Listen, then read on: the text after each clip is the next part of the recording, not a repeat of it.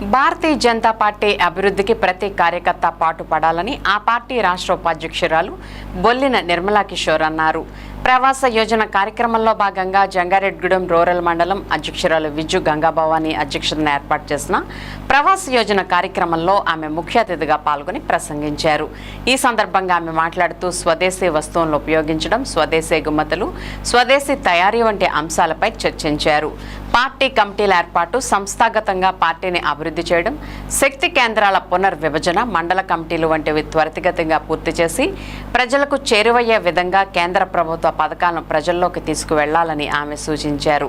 ఈ కార్యక్రమంలో జిల్లా ప్రధాన కార్యదర్శి వీరవరపు నివాస్, సీనియర్ నాయకులు అర్జుల మురళి, జిల్లా ఉపాధ్యక్షులు మరియు రూరల్ మండల ఇన్ఛార్జి వేమూరి శ్రీనివాస్, కార్యవర్గ సభ్యులు పారేపల్లి సత్యనారాయణ, విజ్జు కృష్ణమూర్తి, ఓబీసీ మోర్చా జిల్లా ఉపాధ్యక్షులు చిటికెన రమేష్, మండల కమిటీ సభ్యులు, కార్యకర్తలు తదితరులు పాల్గొన్నారు.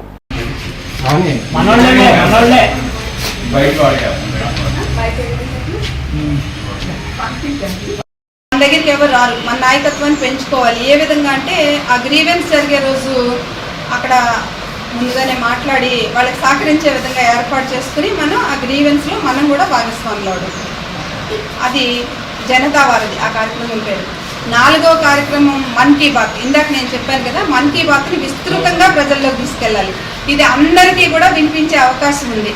ఇది రాజకీయ మీటింగ్ కాదు, రాజకీయంగా స్పీచ్ ఇవ్వరు ప్రధానమంత్రి గారు. ఆయన మనసులో భారతదేశంలో జరిగే మనం అమలు చేయాలి అంటే మనకు తెలిసి ఉండాలి. మీరు మండలాల్లో పార్టీ ఇచ్చిన కార్యక్రమాలే కాకుండా మీరు కూడా స్థానిక సమస్యల మీద, ఒక ప్రాంతంలో ఒక సమస్య ఉంటుంది, దాన్ని గుర్తించండి. మా ప్రాంతంలో ఈ సమస్య ఉంది, మేము దీని మీద ఈ విధంగా అడగాలనుకుంటున్నాము. ఇప్పుడు ఉద్యమాలు చేయడానికి సమయం కాదు. పెద్దలతో చెప్తే పెద్దలు దాన్ని ఎవరితో మాట్లాడి సమస్య పరిష్కారం అవుతుందో చెప్తారు. దాన్ని మనం ఫాలోఅప్ చేసుకుంటే మనం ఏదైనా చేయగలిగితే, మనం ఇదంతా సంస్థాగత నిర్మాణం ఒకటైతే రాజకీయంగా ఏ విధంగా వెళ్ళాలి, మన ముఖం తెలియాలి కదా. ముందు నాకే నిన్న ఒక సంఘటన ఎదురైంది. మన ఏలేపాడులో అప్పుడప్పుడు వెళ్తూ ఉంటే అందరికీ పరిచయం అవుతాము, మనకు కూడా ప్రాధాన్యత వస్తుంది. రాజకీయాల్లో ప్రాధాన్యత లేకపోతే పనిచేయడం కూడా కష్టమే. ఒక్క 10 నిమిషాలు అనిపించింది నాకు కూడా.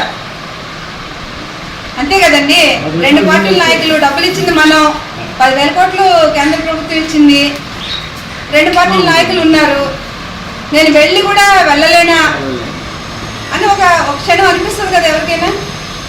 అలాంటి క్షణాలు ఎవ్వరూ తెచ్చుకోవద్దు. ఎందుకంటే మనం ఒక రాజకీయ పార్టీలో పనిచేస్తున్నాం, రాజకీయం కూడా చేయాలి. సంస్థాగత నిర్మాణము